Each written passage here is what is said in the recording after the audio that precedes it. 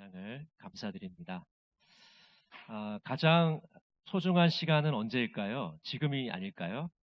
가장 소중한 사람은 어떤 사람일까요? 바로 내 옆에 있는 사람일 겁니다.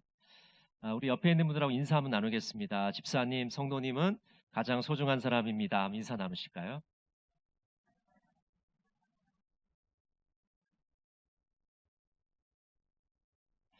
네, 지금이 가장 소중한 시간이고 내 옆에 있는 분이 가장 소중한 분인 것 같습니다. 처세술이라는 말이 있는데요.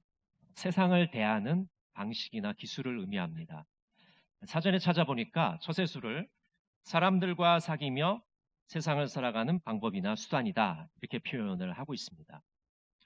이 처세술을 얘기할 때 꼭 빼놓지 않고 이야기해야 되는 분이 있는데 바로 소위 처세술의 혁명을 일으킨 데일 카네기입니다. 이 데일 카네기는 미국의 스타 강사인데요. 그는 처음에는 세일즈맨이었습니다. 그러다 연극 배우가 되고 나중에 강연이나 연설을 너무나도 잘해서 이제 일약 스타덤에 오르게 됩니다. 그리고 데일 카네기는 훈련 프로그램을 만드는데 이 카네기 훈련 프로그램을 만들었습니다. 그래서 오늘날 전 세계에서 이 카네기 훈련 프로그램을 하는 사람이 80개국에 800만 명이 넘는 사람들이 이 훈련에 참여하고 있습니다. 데일 카네기는 이런 말을 했어요. 사람들에게 좋은 첫인상을 남기려면 어떻게 해야 되느냐? 가장 중요한 것이 미소이다. 체질적으로 미소와 거리가 먼 사람은 어떻게 해야 할까? 억지로라도 웃어라. 혼자 있다면 휘파람을 분다거나 콧노래를 흥얼거려라. 나는 이미 행복하다는 듯이 행동하라. 그러면 정말로 행복해질 것이다. 이렇게 말했습니다. 이 데일 카네기의 처세술이 굉장히 실제적이고 우리들에게 피부로 다가온다는 것을 느낍니다. 그렇다면 우리 예수 믿는 사람들은 이 세상을 어떻게 대하며 처세하며 살아가야 될까요? 예수님의 제자로서 어떻게 살아가는 것이 주님이 원하시는 방식일까요?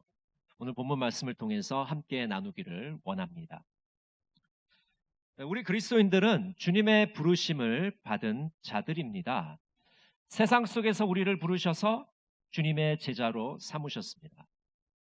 그래서 우리는 이 거룩한 자들이다, 거룩한 무리, 성도라고 부름을 받는 것이죠. 그럼 왜 주님께서는 우리를 세상에서 구별해서 우리를 뽑으셨을까요? 우리를 선택하셨을까요? 그 이유는 다시 세상으로 보내시기 위해서입니다. 매 주일마다 우리들이 이 교회에서 훈련을 받고 그리고 재충전해서 세상으로 나가게 되는 것이죠. 세상으로 파송을 받는 것입니다. 우리는 매주일 교회에서 예배드리고 다시 세상의 선교사로 파송을 받게 됩니다. 그래서 여러분 한 분 한 분이 바로 선교사인 것이죠. 선교사로서 일상생활 속에서 예수님을 전하고 예수님을 증언하면서 살아가게 됩니다. 복음을 전하는 삶을 살게 되는 것이죠. 여러분, 우리 모두는 다 생업에 종사하고 있는데 사실은 그 생업은 부업입니다. 우리의 본업은 예수님을 증거하는 겁니다. 예수님을 전하는 겁니다. 우리의 삶의 현장에서 예수님이 어떤 분이신지 우리의 삶을 통해서 전하는 것이 바로 우리의 주업이 되는 것입니다. 물론 예수쟁이라는 것을 숨기며 살아가는 분들도 계십니다. 우리 자신의 정체를 숨기고 살아가는 것이죠. 우리의 정체를 숨기고 살아가면 어떤 일이 벌어집니까? 빛과 소금으로서의 역할을 잘 감당하지 못하게 되는 것이죠. 그렇기 때문에 제자는 보냄을 받은 자입니다. 세상에서 사람들과 부대끼며 살아갑니다. 세상에서 예수님의 제자들이 살아가는 것을 두고 예수님은 이렇게 말씀하십니다. 양을 이리 가운데 보내는 것과 같다. 세상에서 그리스도인들이 살아가는 것이 만만치 않다는 겁니다. 녹록치 않다는 겁니다.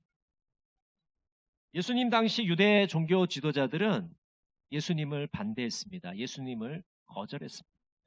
예수님의 제자들이 하는 일에 회방을 놓고 방해를 했습니다. 또 초대교회에는 예수 믿지 않는 사람들이 예수 믿는 사람들을 박해하고 핍박했습니다.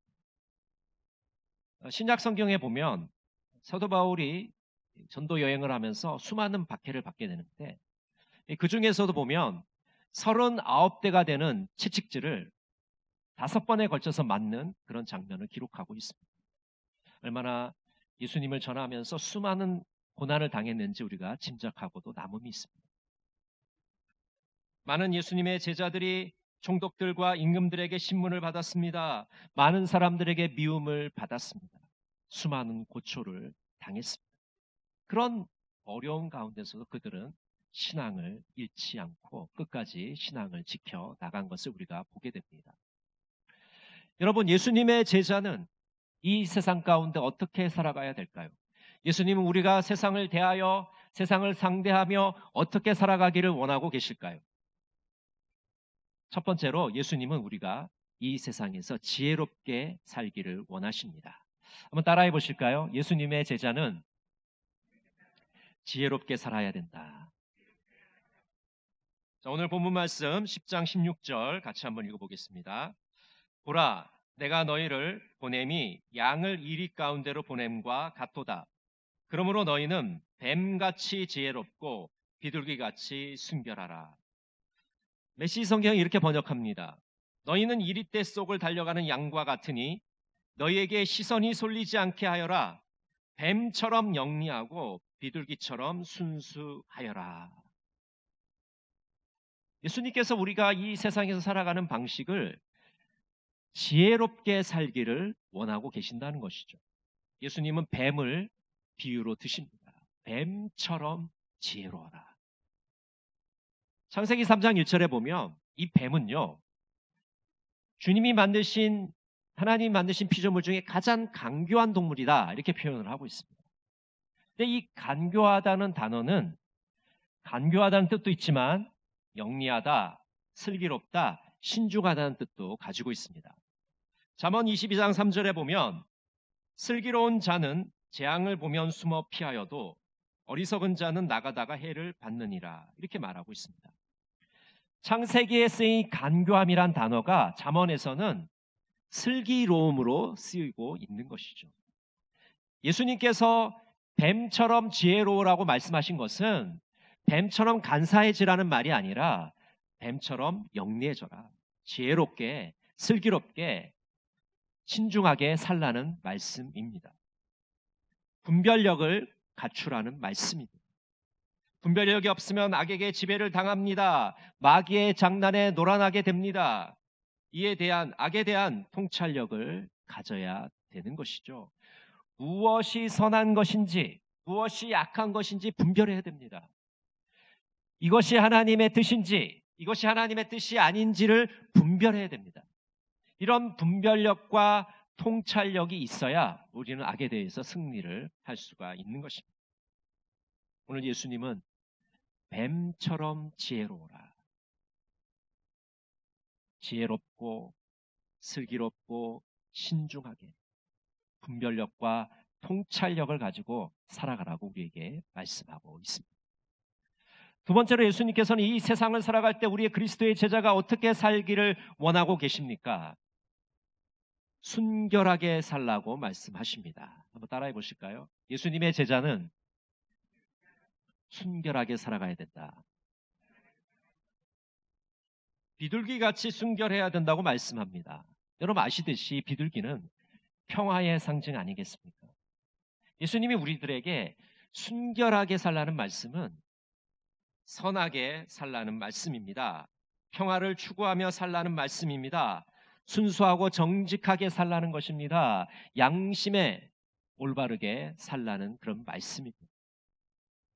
지혜를 통해서 선이 무엇인지를 알았으면 이제는 그 선을 행하기 위해서 우리가 노력을 다해야 되는 거예요.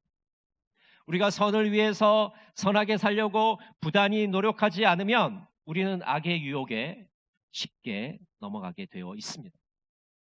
그리스도인답게 선한 영향력을 미치며 살아가야 됩니다. 정직하고 양심 바르게 살아가야 되는 것이죠. 어떤 분들이 이렇게 얘기할 수 있습니다. 목사님, 이 악한 세상에서 그렇게 순수하고 정직하게 살려면 다른 사람들에게 사기를 당합니다. 양심적으로 살려면 손해를 보게 돼 있습니다.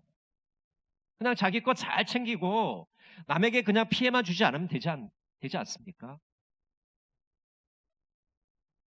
그럼 과연 그럴까요?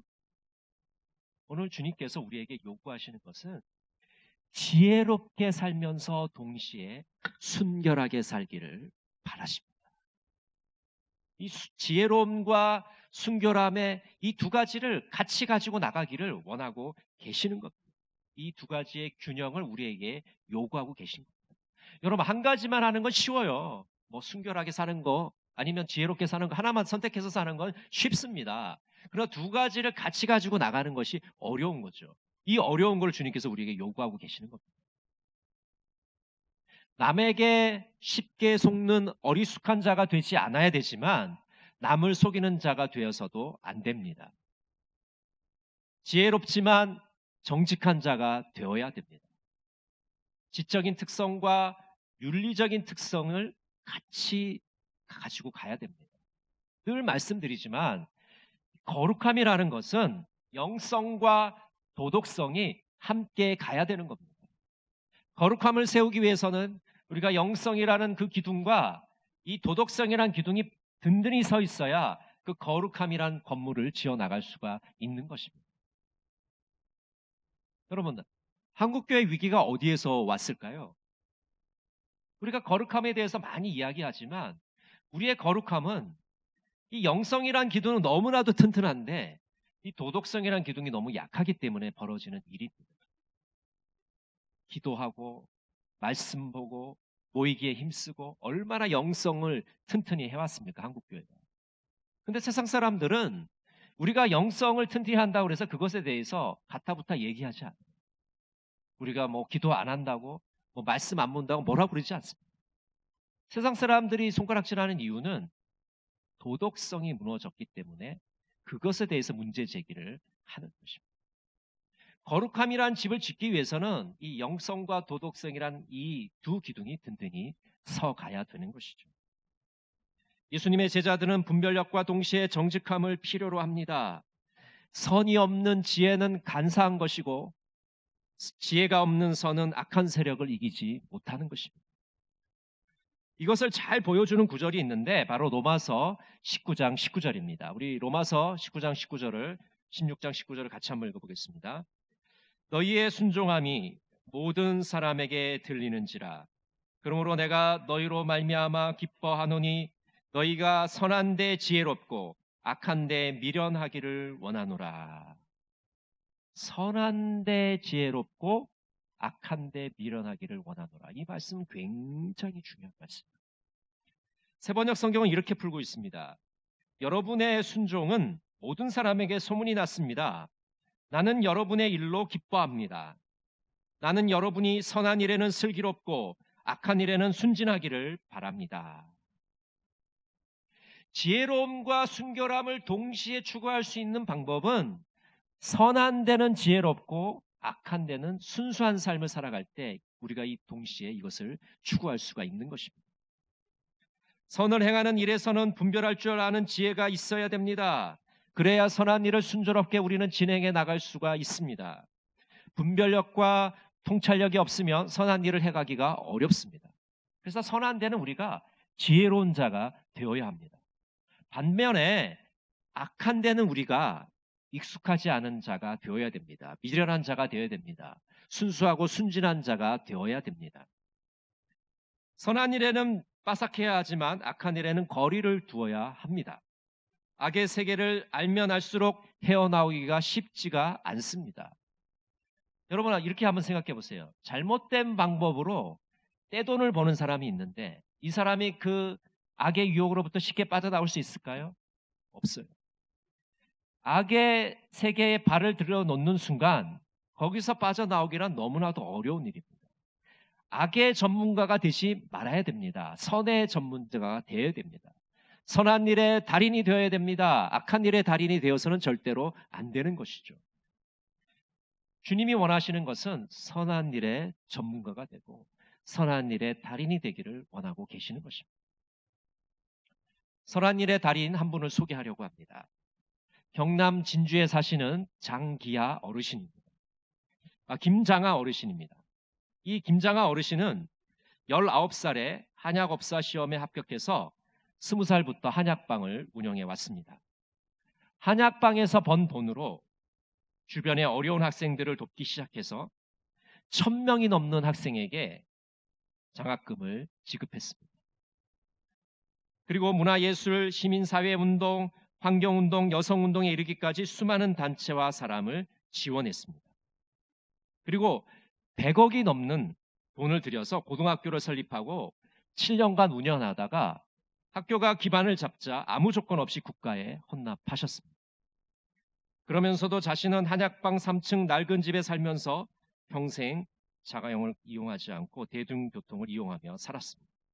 그리고 이런 일을 일체 언론에 알리거나 드러내지 않고 해왔습니다. 이 김장하 어르신이야말로 선한 일의 달인이 아니겠습니까? 이번 주 국민일보를 보니까요, 이런 기사가 있습니다. 희망 디딤돌 캠페인이라는 것에 대해서 소개를 하고 있습니다. 이 희망 디딤돌 캠페인은 어떤 캠페인이냐면, 이제 만 18세가 되면 이 시설에 있는 아동들이 이제 청년이 된 것이죠. 이제 20살이 된 청년들이 이제 세상으로 나와야 됩니다. 정부에서 약간의 이제 지원금을 주고 자립을 해야 되는 거죠. 고아원이나 보육원을 나와야 되는데, 아직 자립할 준비가 안 돼 있는 애들인데 나이가 되니까 이제 그 시설을 나와야 되는 거예요. 그래서 이들을 돕기 위해서 희망 디딤돌 캠페인이라는 것을 하게 된 것이죠. 그 청년들의 자립을 돕기 위한 것입니다. 그래서 삼성에서는 희망 디딤돌 센터라는 것을 전국에 10개를 만들어 놓고 이제 11개를 만든다고 합니다. 그래서 이제 그곳에서 이 청년들이 자립할 수 있도록 도와주는 것이죠. 2년 동안 잠을 잘 수 있는 그 보금자리를 제공해주고 이 청년들이 자립할 수 있도록 그들을 도와주는 그런 이 센터를 만들었습니다. 그래서 각종 프로그램을 통해서 우리 이 청년들이 사회에 자립할 수 있고 진출할 수 있도록 도와주는 그런 프로그램을 지금 하고 있습니다. 저는 이 기사를 보면서 우리 예수 믿는 사람들, 그리스도의 제자가 바로 이렇게 살아가야 되는 것 아닌가라는 생각을 했습니다. 그 지혜로움과 순결함을 동시에 추구하면서 살아가는 것이 바로 예수님이 원하시는 그 제자의 삶의 방식이라는 것이죠. 김대동 목사님은 이렇게 말합니다. 제자가 된다는 것은 시간이 날 때 감당하는 취사 선택의 문제가 아니라 지금 당장 실천해야 할 임박한 선택입니다. 따라서 제자의 삶은 내가 필요로 하는 것들보다 조금 더 우선적으로 먼저 하는 것이 아니라 정말 생명을 걸고 반드시 감당해야 하는 일입니다. 여러분, 그리스도의 제자가 된다는 것은 임박한 선택입니다. 절박한 선택입니다. 해도 되고 안 해도 되는 게 아닙니다. 생명을 걸고 해야 되는 일이 바로 그리스도의 제자가 되는 것입니다. 카일 아일들먼은 예수님을 좋아하지만 따르지 않는 자들을 예수님의 팬이라고 정의하고 있습니다. 카일 아일들먼은 이렇게 말합니다. 팬은 희생 없이 즐기기를 원한다. 너무 많은 요구를 하지 않으면 당신을 따라다닐게요. 적당한 시간과 돈과 마음을 쏟을게요. 하지만 전부는 요구하지 말아주세요. 그러나 제자는 모든 것을 버리고 예수님을 따를 각오가 되어 있는 사람이다. 여러분, 이 아침에 제가 여러분에게 질문하고 싶습니다. 여러분, 예수님의 팬입니까? 예수님의 제자입니까? 오늘 우리가 예배 전에 부른 찬송 주의 길을 가리라에 보면 제자들이 걸어가야 할 길이 어떤 길인지를 잘 말해주고 있습니다. 비바람이 앞길을 막아도 나는 가리 주의 길을 가리. 눈보라가 앞길을 가려도 나는 가리 주의 길을 가리. 험한 파도 앞길을 막아도 나는 가리 주의 길을 가리. 모진 바람 앞길을 가려도 나는 가리 주의 길을 가리. 이 길은 영광의 길, 이 길은 승리의 길, 나를 구원하신 주님이 십자가 지고 가신 길. 여러분, 예수님이 가신 길은 어떤 길입니까? 고난의 길입니다. 영광의 길입니다. 승리의 길입니다. 예수님의 제자들도 바로 그 주님이 가신 길을 걸어가야 되지 않겠습니까? 주님이 가신 그 고난의 길, 주님이 가신 그 영광의 길, 승리의 길, 어떻게 우리 걸어갈 수 있겠습니까? 슬기로운 제자 생활을 통해서 그리스도 제자답게 살아가시는 여러분 모두가 되시기를 간절히 바랍니다. 기도하겠습니다. 사랑의 하나님, 사람들은 저마다의 처세술로 세상을 살아가고 있습니다. 우리 주님의 제자들은 세상에서 어떻게 살아가야 할까요? 지혜롭게, 순결하게, 균형 잡힌 제자의 삶을 살아가게 하옵소서. 예수님의 이름으로 기도드립니다.